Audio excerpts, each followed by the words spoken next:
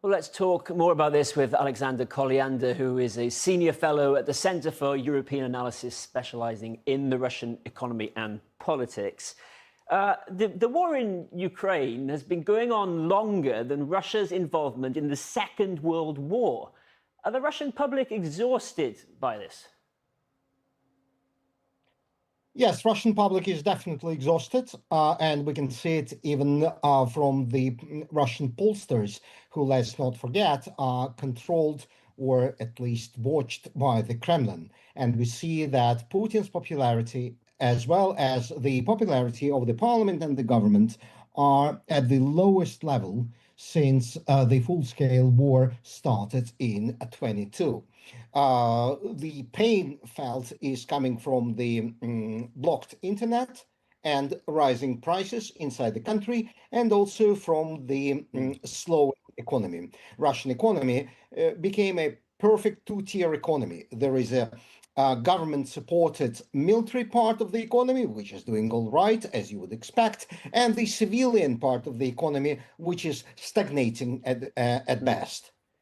So how big of a moment of peril is this for Vladimir Putin? We're not going to see Russian MPs writing letters and posting them on the Russian equivalent of X anytime soon, are we? But how much peril is he in?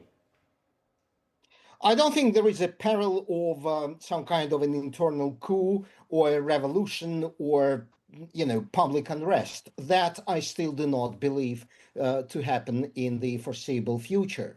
But what I can see is that the role of what is called siloviki, or the security people within the government, be it FSB or Putin's Praetorial Guard of FSO, is definitely rising at the expense of a civilian part of the government, which hits the public mood and it also hits the economy.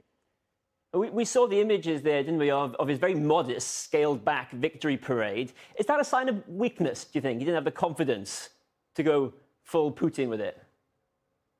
I think it's more or less the sign of the increased power of the security-obsessed people around him.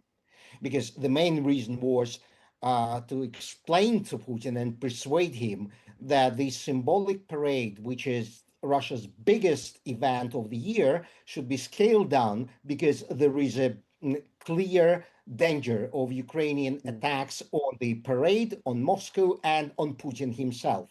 Right. So it's paranoia getting hold of the government. And finally, and briefly, I mean, he's said the Russia-Ukraine war, the matter, as he calls it, is coming to an end. He's never said anything like that before. What's going on there? He chooses his words carefully, doesn't he? Honestly, I don't know. And I suppose nobody knows what does he mean. For the moment, as far as we can understand, he is ready to stop the war at the front line, but he wants a piece of Donbass, which is still controlled by the Ukrainian government forces. And he also wants a number of limits on Ukrainian political and military affairs. So everything depends on how much does he want, and would that be acceptable for Ukraine and Europe? And I don't think that we're at the point where Putin is ready for a compromise. Okay. Alexander Kolyander, thank you very much.